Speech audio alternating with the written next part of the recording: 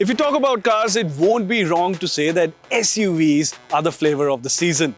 And if we try to understand why SUVs are everybody's favorite, then the reason is simple. It's because they look like this. This, ladies and gentlemen, is the Defender 110. And it's not just any Defender. It's fitted with a 5-liter V8.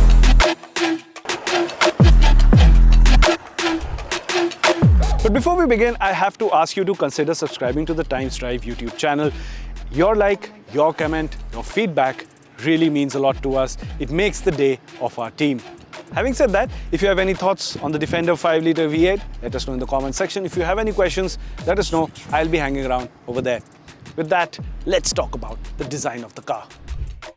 If you are someone who likes to take in the details, take a walk around the car and soak it all in, then you better pack your hiking gear, because going around the Defender that spans over 5 meters long, over 2 meters wide and almost 2 meters tall, well, it's a trek. And this size plays a major part in the car's aura that has charmed so many all over the world, and even more so in our very own country, where size is might. Add to that the broad stance of the car, and what you get is an SUV that you will give space to in case it happens to pop up in your rear view mirror.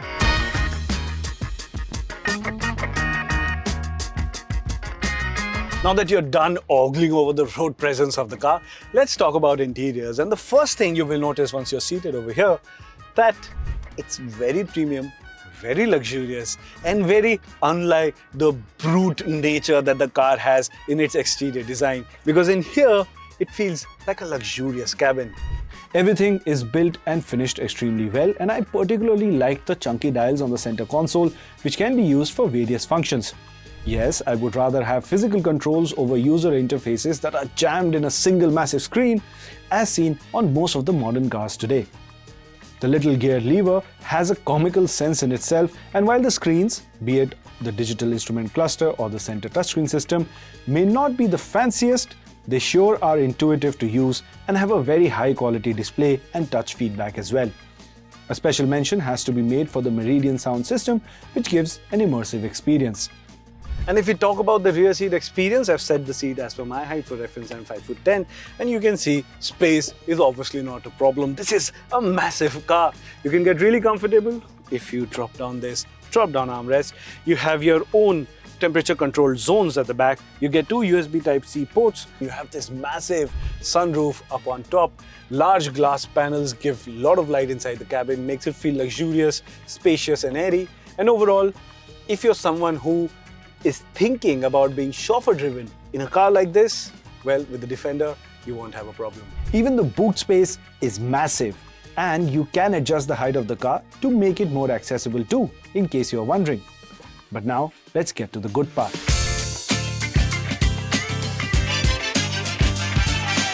Well, now it's time for my favorite part of the video, where I get to talk about the driving experience of the car. Usually, it goes one in two ways. First, it could be very difficult because I have to sum up a lot of things in a simple, concise manner in a short span of time. Or it can go in the second way, which is the case with the Defender 110, where it's very easy because the Defender 110 is built like a tank.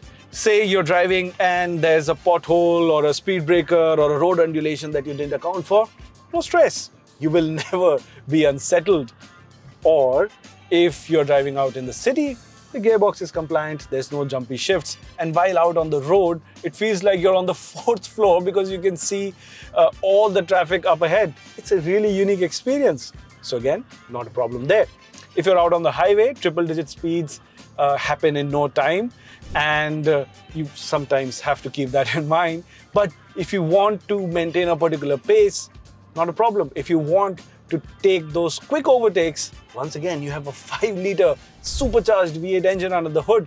Once it spools up, there's a lot of power on tap. All in all, it's easy to sum up. The Defender 110 has a great driving experience. And let's not forget, this is a Defender after all. And that should be enough to give you the confidence to take the car through even the most challenging of terrains. Yes, there are a lot of things that the car has going for itself in terms of off-road capabilities, but let's be honest, most of these cars will never be pushed to its limit in off-road conditions.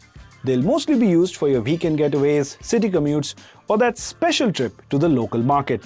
Still, it's good to know that the car will continue even if the road does not. Well, now it's time to sum up my experience with the Defender 110, and hold on, let me sum it up visually. This is how tall the car is. I'm 5'10" and I can barely reach to the top of the car. Of course, the suspension is in its highest setting, but you get the idea. This is the charm. This is the summary of the Defender 110. If you're someone who likes to tell people they've arrived in life, if you're someone who likes the fact that everyone, every single time around you will notice the sheer magnificence and presence of this size of a vehicle, well, no wonder you like the Defender already. The fact that it comes with a 5-litre V8 makes it a driver's delight, surprisingly, as I found out with my time with the car.